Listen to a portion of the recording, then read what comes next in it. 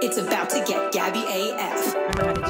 We about to get GabbyAF, GabbyAF. We about to get GabbyAF, GabbyAF. It's nothing less, cause you rocking with the best. Now we about to get GabbyAF. Hello and welcome to another episode of GabbyAF. I missed you all so much. I hope you enjoyed the Thanksgiving holiday as much as I did. I'm still stuffed on food, but the pro wrestling was not sleep, and it's been some crazy shit that's been going down. And there's been some wild returns, and I could not wait to talk to you guys and get into it.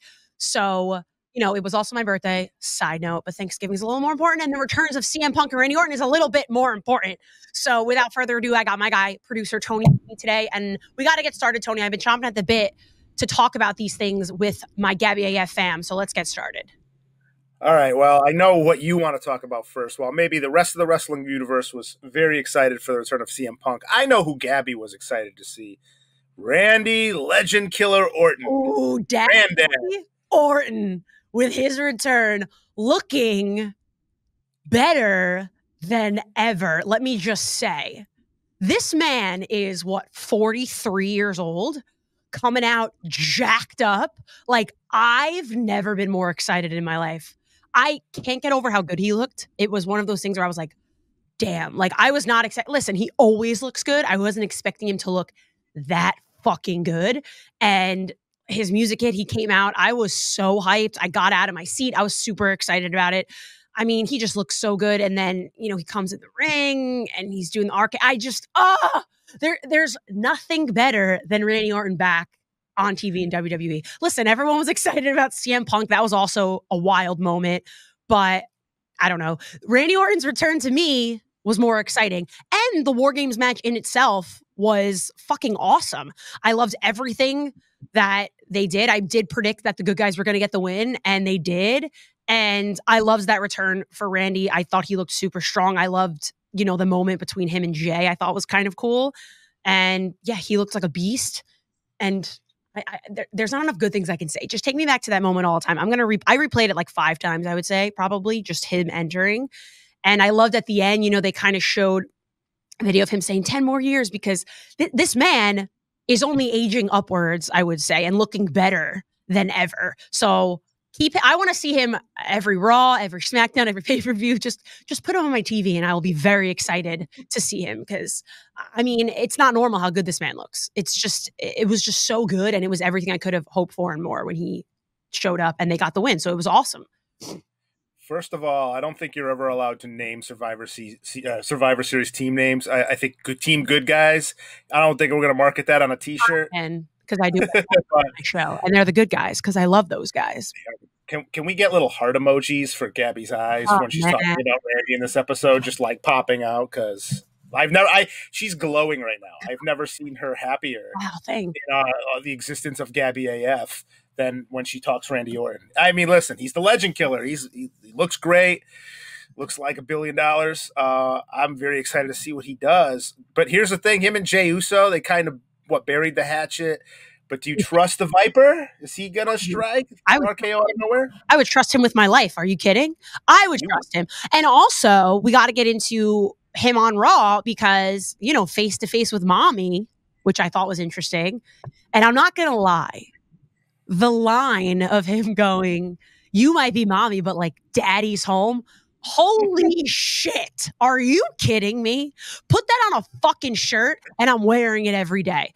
Listen, I don't have daddy issues. I love my father very much. There have been men in my life, and this is a thing, by the way. I don't know if you know this. You're not a female, so you don't know this. Sometimes guys, if you're dating a guy or seeing a guy, they're like, they want you to call them daddy. I refuse to call a guy I'm seeing daddy or anything like that. I know some guys get off on that and they think it's hot. I don't think that's a hot thing. I think that's a little weird, maybe because I'm so close with my own father and I love him. I will never call you daddy. That's not going to be a thing between us. Randy Orton, I'll fucking call you. I will call you whatever you want me to call you. You can call him Randaddy. He's Randaddy. Randaddy, okay? Father Orton. I don't care. I'll call you whatever you want me to call you. Like, there's no limit on what the limit does not exist when it comes to anything. Don't tell me to calm down in studio. I can do what I want. It says GabbyAF. He's blowing. Are you blowing off the audio? Are you blowing the meters open? I mean, here's the problem though. He's Rhea Ripley's mommy. That's MAMI. So he should really be Poppy. No. Dirty Dom is like her Poppy. Like that's a different kind of thing. There's more behind Daddy than just, you know, what parallels to Mommy, in my opinion. It's just the saying, it is what it is, the meaning behind what Daddy is. It's just he's the head of the house. He is home, and now that he's here, there's no fucking funny business because Dad's here to take care of business. And that's how I feel it is when Randy's here. I can't wait to see what's going to happen now on Raw with Randy back, if he's going to be this person to head on with Mommy and kind of, you know, how this escalates to him now being here, because he's a force to be reckoned with. And he is, to me, such a face of Raw, a face of WWE, and he's such a powerhouse that, like, who's gonna fuck with him? Like, I just don't see anybody being badass enough to, like, come in his face like, okay, Dom, what are you gonna do? Like, now that Randy's back, Dom's a little boy. Like, he's gonna be like, oh, don't talk to Mommy that way, and come into her face. What are you telling me to calm down? No, I'm called, like, you've never seen that in pro football when they call someone small, they go, little taunt. It's a taunt. That's what Randy could do to Dom. I don't even care if Dom was 8 feet tall. He's still a little boy compared to Randy Orton. Like, that's just what it is to me. Like, there's a man and there's a boy. Randy's going to make every guy there look like a fucking boy. And that's what I love about him. That's just the force that he is. And he could be loved or he could be hated. And it doesn't even matter. I'm still such a fan of him. And to be either a heel or a babyface and still be loved so much and still be missed as much as he was, such a beautiful thing. And not everybody can do that. And yeah, granted, aside, like, my feelings of, you know, whatever, I think he's hot, whatever. That's even if he wasn't, I would still kind of love him as much as I do, because he's such a force to be reckoned with. And I think it's such a unique person in the WWE for the legacy, the history that he's had, and how good he is on the mic, in the ring, everything he just does. And he's been, you know, a funny character. He's been a badass. You've hated him. He's been uber baby. Like, he could do anything and he does it all. And it's just, I respect and admire that so much for him, that I'm just so excited to see him back. And I'm so excited to see, you know, how things are going to change on Raw with him on it. And especially with the Judgment Day, that kind of parallel and that chemistry is going to be interesting to see. But I mean, they say, you know, they try to call John Cena, Roman Reigns, the greatest of all time. I would put Randy Orton above both those guys. What's your way too early Randy Orton WrestleMania predictions for this year? Where are we going to see him? I don't know. Like that, I haven't even thought that far, because I'm still fanning myself down to the fact that he's back. And I'm just excited to see what he does. I would have to see a little bit more, because we still have the Rumble coming up. We still have a lot of stories to be told before we get to Mania, where he can make a lot of enemies, or he could start a lot of feuds before we see that coming down to it. But I would love to see him, you know, in a super big match for Mania, where there's gonna be emotion involved. It's gonna be interesting. You know, what if he does turn on Jay and it becomes a thing? Because Jay's hot right now, and everyone loves to see him. He's uber over. Is Randy gonna be the guy that cuts him at the fucking knees and says, like, you know what, I was cool for a minute, but now I'm pissed, and he comes at him? Like, that is something I would be interested in seeing. But there are a lot of stories to be told still. I you know, is he gonna enter the Rumble and win? He could win the Rumble. I wouldn't put anything past it. So I'm interested to see the storytelling that's going to be happening with Randy, because he will elevate whoever he's in the ring with, no matter what. So it's going to be great for whoever if we see him with that Mania. And I'm just, it's just good things all around. And then, of course, if we're going to talk returns, I guess we're going to talk the other return. You know, I'm talking all about Randy, but I mean, I would guess the most shocking return, we did see Randy coming, you know, it was announced. So, dude, CM Punk, man, you know, you thought Survivor Series was over. And by the way, Survivor Series in itself was a great show, that if Punk didn't show up, I would have been very satisfied with what WWE gave me, because we'll get into the Women's Survivor Series match in a little bit. Like, I thought that stole the fucking show, to be quite honest. It was awesome. But, you know, you think it's over and you're like, wow, that was a great show. Bam! That cult of personality hits. And dude, it's so wild for me, because, like, and I say this all the time and I get repetitive in saying this, like, I wasn't watching when CM Punk was in WWE and at the beginning, you know, whatever it was, 10 years ago. So for me, what's wild is obviously I know the history. I've watched the promo, you know, the pipe bomb, all that kind of stuff. I've seen it. I know the story of it. I wasn't a fan during it. So I knew the importance of what it was when he did show up in AEW in Chicago and that hit and why it was huge. And it was like a flood of memories of when that happened. Because when that happened, we were like, wow, the business is changing huge, right? He showed up in AEW in Chicago and everyone was like, there's no way this is going to happen. He's back. And it was insane. Like, I remember the emotion I felt watching that at home and the crowd and just how I felt like I was there. I felt like I was there. It was massive. And I remember just feeling this is one of those points in pro wrestling history that's going to go down in the books because this is an insane change of what's happening. And now, years later, it's happening again in Chicago. A massive shock, but for WWE. So I got those flutter of those similar emotions as a fan. And I remember just sitting there being like, what a time to be alive. What a time to be a pro wrestling fan. And that's what's wild about it. I remember I tweeted, I was like, I was trying to explain to my friends like why it was a big deal. And I think that's where for me, I was becoming like a mark in my own conversation. Cause I'm like, you guys don't understand. Do you know who returned? And they were like, no. And I was like, CM Punk. I was like, you know CM Punk? Oh yeah. Like I know. I was like, do you know why it's huge? So he did this 10 years ago. And then he showed up here a few years ago. And now he's there. And they were like, all right, Gabby, like calm the fuck down. You know, like I was hyping myself up and I'm like, you guys don't get it. This is storytelling. This is the beauty of what other sports you don't see. Sure, there's been great comeback stories. Sure, there's been massive, you know, we didn't think we would ever see him again. Those kinds of things, Cinderella stories, right?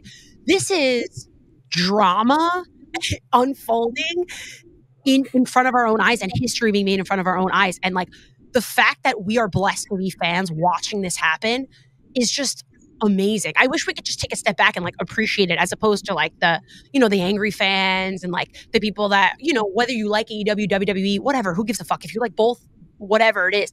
For the generality of what pro wrestling is, this is wild. There's no other word I could say than wild for the fact of like, I've now lived to see this man make these kinds of returns in not one, but two companies at different times of his life. And it's such a beautiful fucking thing. And to be so excited to watch again, like the flutter of emotions that I felt. And like, listen, I know we're different fans. You've been watching since you were a kid. So you probably felt different because you were a fan of him when he was in the WWE originally, right? Yeah. I mean, it's just surreal to me that we went like almost 8 years without him in any form of wrestling. You just never thought he was going to come back because the way he went out, again, the podcast, like you thought he was done with the business. And I know everyone eventually comes back, especially to WWE. And this proves it beyond a shadow of a doubt. But especially when AEW started, there were such good feelings of him coming back there. It felt like, all right, this is where he belongs. This is where, and obviously we saw how that all played out. So not only to get that return, but then it's like, all right, he flamed out of AEW with everything that went on in 2-3 years.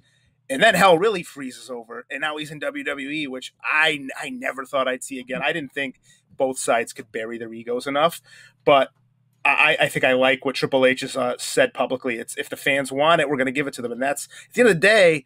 Isn't that the whole point of this entire industry? It's give your customers, give your fans what they want, and CM Punk, as we saw with the ratings, it was up 29%.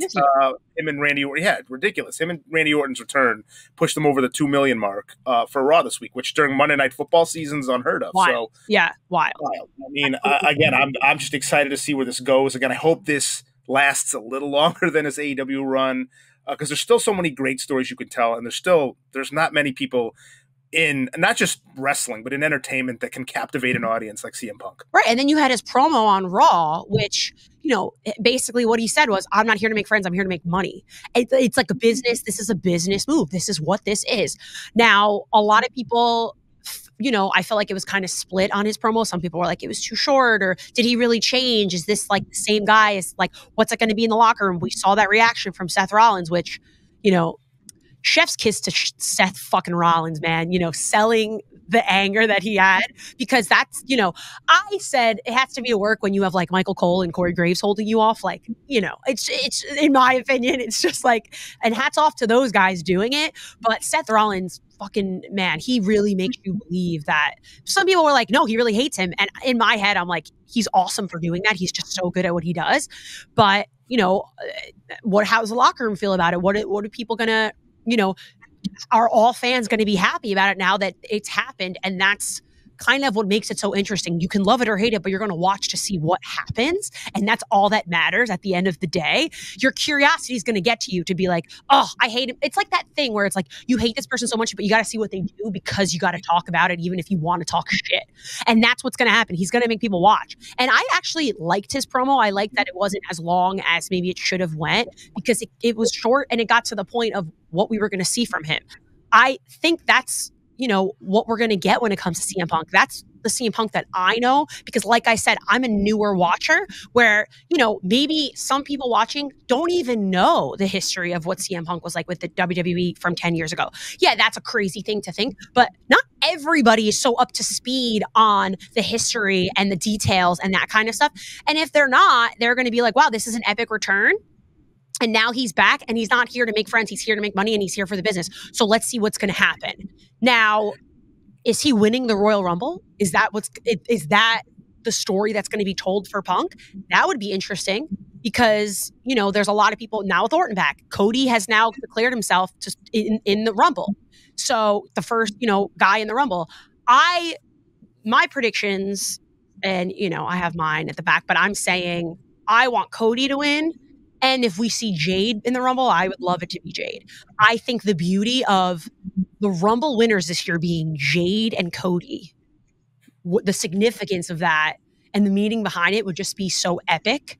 And to give them, like, make it 2024 their year after, you know, kind of the symbolism of them coming over back to the WWE and really what it means for Cody, but also for Jade. You know, they're really building up Jade, and Triple H said in the post Survivor Series, you know, presser that, you know, we're not going to rush her back. We want her at the point where we want her, and she's working on it. And when she comes back, it's because she's going to be 100% ready, and she's going to be telling the story that we want for her, which I love. Why throw somebody in there if you don't think that they're ready to be there yet? She's going to be a massive star. That's without question. But why not make sure that it's going to be exactly how you want it? What is the fucking rush? There is no rush. It's not like the women's division is flailing in the WWE, because they're not. They're the best across the boards right now, in my opinion. That Survivor Series match with the women was phenomenal. If that was the only match on the show, I would have been happy, to be quite honest with you. With what happened with Charlotte and Becky and the hug, by the way, which, I jumped off my feet because I love to fucking see two friends come back together. Like, that was just, it's just like, everyone is just so great. Like, it's just across the boards awesome what they're doing. And I am I'm more excited than ever for Royal Rumble. It's my favorite pay-per-view. I've always said that. It's just, I love everything about it. I love the surprises. I love when you hear the music hit. I love the crowd reactions of the Rumble. But, you know, throwing in these new players right now and giving it a little bit of time to simmer and the stories to go out, it's going to be, to me, probably my favorite. I already tell it might be my favorite Rumble of all time. And we haven't even gotten there yet, which is wild. But the fact that I'm this excited about it, and it's November, not even December yet, and we got a couple months left, like, let's fucking go. Like, I'm just, oh God, I'm excited. I sound like such a mark. I don't even know who I am anymore. I'm more excited for this shit than like New Year's Eve. Like, what is happening in the world? You know what I'm saying? God. I mean, I can't remember a Royal Rumble in recent memory that had so many different directions they could go with who wins. I mean, right. Generally, you're like, all right, we know who they want to have win the Rumble this year. This year, you could legitimately make a case for Cody, for Randy, for CM Punk. Right. I mean, what's going to happen with Damian Priest in the briefcase? You don't know. There's so many variables. And you talk about Jade on the women's side. It's Royal Rumble. The anticipation alone makes it the great pay-per-view. But now that I don't know who's going to win, because you can go so many directions, pay-per-view of the year possibility. And then, people are teasing, of course, Mercedes Moné is always in the conversation. She's getting back into like her in-ring. She's prepping for it, whatever. That's thrown back in the conversation, which is, a crazy thought if we see her back in the WWE now making the return. Like, I never count her out. I never count out Mickie James. Mickie James showing up at the Rumble last year is one of my favorite moments of all time.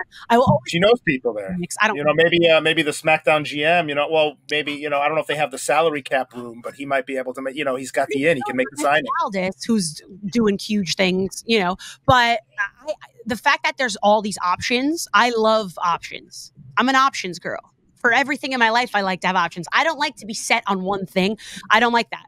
Give me some options of things that I'm excited about, and I will keep coming back without a doubt. But, I'm excited, and I think it's going to be great. And then we got to talk a little, moving on from WWE, we got to talk a little bit of Dynamite last night because there were some highlights from Dynamite that Speaking of daddy issues. Yeah, exactly. If we're going to move from one daddy to the next, the daddy hater, Christian Cage. The patriarch. Dude, I just, as much as I hate him, and I fucking hate him, and what he's, what he's done to turtlenecks, because I refuse to wear a turtleneck, but that's besides the point. Him and Adam just going at each other, and the fact that I've never popped as hard as I did as when they kept Adam's fucking there, go fuck yourself, by the way, which I love that. Fuck yeah. Wow. You tell him, screw him. You know what I mean? Him coming after you like he did. This is like the rivalry we've been waiting for. I feel like since Adam Copeland showed up in AEW, we were like, all right, him and Christian Cage, like, let's do this, because why the hell not? And, that match coming up in Canada next week, which I think is awesome. But, I think what they did in the ring and like on the mic, what they're doing is just all, I say awesome a lot, which I need to stop doing, but I really enjoyed it. That was probably my favorite highlight of the night, I would say. And I think you have to give it to Adam at this point. Cause like, fuck Christian Cage. But I would love to see Adam take the title from him. I really, really would. I think to strap it on somebody like Adam Copeland in AEW, why the fuck not? Like, he could carry it. He's killing it in everything he's doing. He's still got it. He seems happy, which I love to see for him. And, the crowd loves him. So give it to him and let him carry it and really elevate some other people in the company. And I don't even want this feud to die next week. I would love to see something happen where it's not ending just because, there's a distraction or something happens where they have to keep going with it, because this is really what we've been building for since he came in and since Christian told him to go fuck himself. And now it's kind of like going back at him. But I will say, an angry Adam Copeland is my favorite kind of Adam Copeland. The babyface thing is great, but when he's pissed, the rated R superstar, and he's rated R, there's literally nothing better. So like, keep that going. Keep pissing him off, Christian Cage, because like the dynamic they have it's just the chemistry's too good. So I would love to see it keep going, but I'm very excited to see this match because I think it's going to be epic between the two of them, because I mean, it's the two of them and they've been in the ring with each other and they're so familiar. It's gonna have to be like a barn burner, if you ask me. Yeah, I mean, obviously this is the one feud once, Edge/Adam Copeland came over that you wanted to see. Again, so much history between them. AEW could use some good feelings. I agree with you. I think I would have him win, have the title. We need some good vibes in AEW. We want to talk positivity when it comes to wrestling. So I will say that Christian Cage is just the most tremendous heel, and he's the highlight of the program for me right now. So I don't want to see that story end, even if he loses the belt. Speaking of the belt, maybe it's a perfect segue to MJF. We still don't know who the devil is. I mean, is he the devil? That's an interesting theory I still see out there. Maybe this is all one big con by MJF, and he's the devil. I could see that as well. I don't put anything past MJF. I think his brain works better than a lot of other people. I think the fact that he's carrying AEW on his back right now, and rightfully so, because he doesn't miss.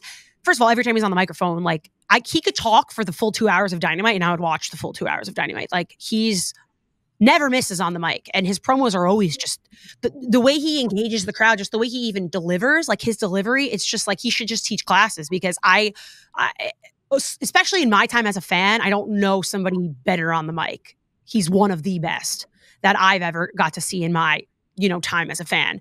But yeah, I think he could be the devil. I would never put it past him, but you know, you have now this unknown tag team that he has to go up against next week with Samoa Joe, which will be interesting. But it was a little bit of a miss for me, the way they went about it. I don't know if it came across on everyone's TV the way that it did on mine, but when it blacked out, it was like blacked out a little too long. And then there was like a big pause, and I was sitting there, and I'm a very impatient person. Like I've always been an impatient person, but I'm sitting there and I'm waiting. I'm like, oh, is this supposed to be blacked out? Like, is this really happening? And then the letters came on my screen, and it was like an unknown opponent, blah, blah, blah, blah. And then like all of a sudden it went back to him in the ring, and there were like these, you know, retribution AEW style was on him. That's what it was. It's retribution all over again. I hope this is a better ending with a retribution type, you know, thing, because I didn't really, it was never, I'm still waiting for retribution to be paid off for me in the WWE, but I don't think it's going to happen. But I hope this ends better in this way. But yeah, and then like the beat down, and then obviously Samoa Joe coming out for the save and everything like that. But I don't know who the tag team mystery will be. I hope it's as big as the buildup is. I don't even know if they're going to reveal. I don't know what's going to happen. Are they going to have masks on the whole match and we don't know who they are? Is it going to be revealed beforehand, after? You know, I guess the not knowing makes me more invested in it, which is what they want. So I'm into it. I love a good mystery. You know, I like a good thriller. You know, keep me on the edge of my seat. I'm in. But it very well could be MJF at the end of the day. I'm thinking more so is going to be MJF than Adam Cole, where a lot of people still believe it to possibly be Adam Cole. I really don't know. I just really fucking hope it's not one of those things where it's like a letdown of a letdown, and you're like sitting there like crickets when it's a reveal, because that's uncomfortable for me.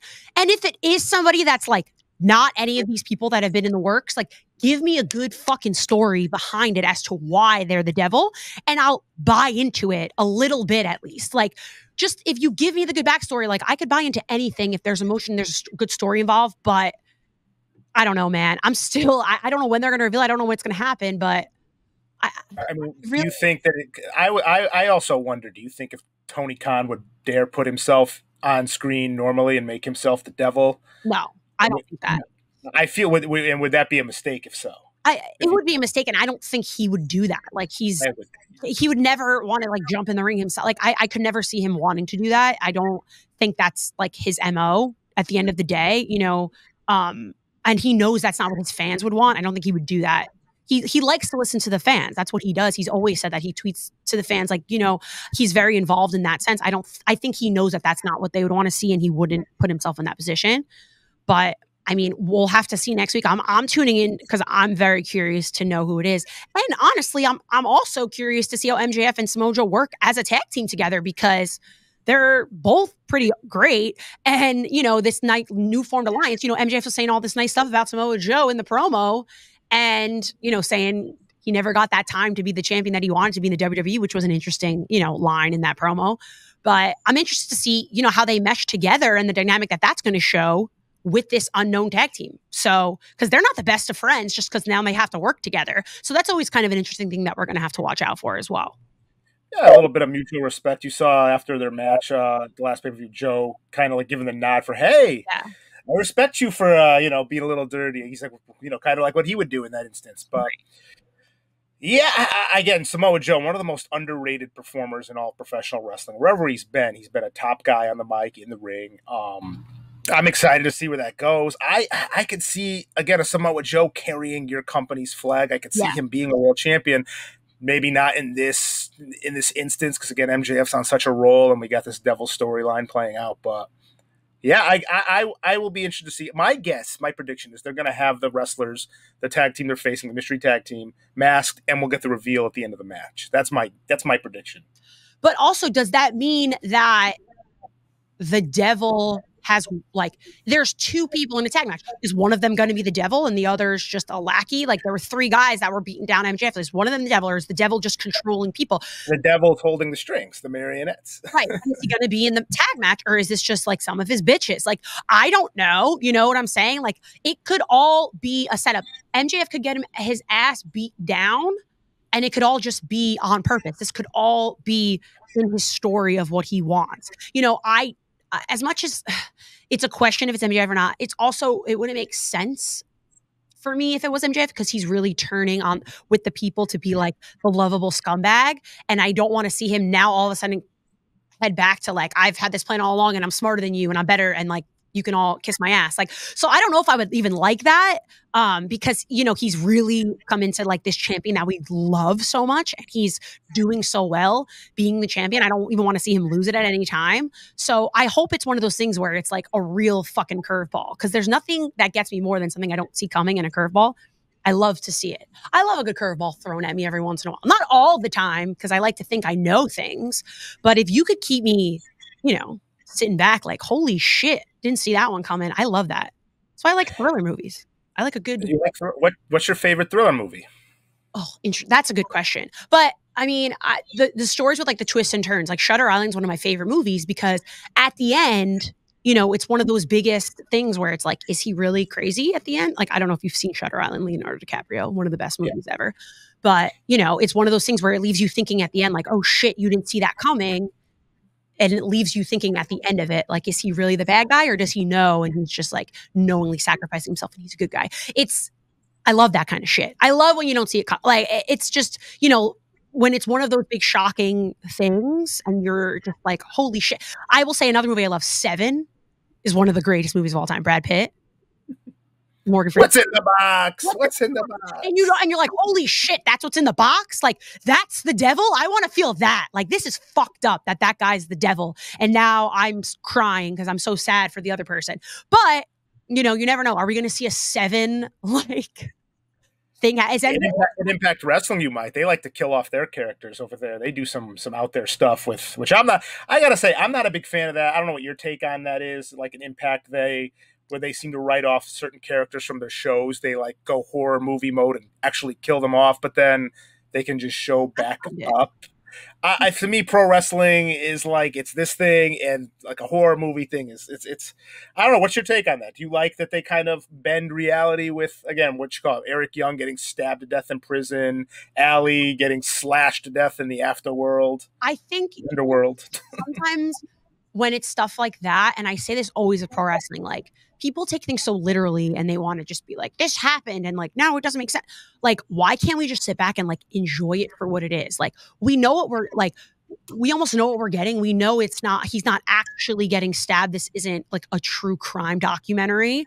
So like, why can't it just be fun sometimes? And this isn't all the time. If this happened every single week, I'd be like, all right, this is weird. But if it's every once in a while and it's just like expanding your imagination and it's making you sit back and think, like in a horror movie wise or something like that, like, why can't we just enjoy it every once in a while? Like, for the fun of it, if it makes sense in what's happening. Like, I don't hate it. It takes a lot for me to like really hate something. And I always have been that way. I'm not a hater. I try not to be a hater. I try to understand things first. I'm a very big empathizer.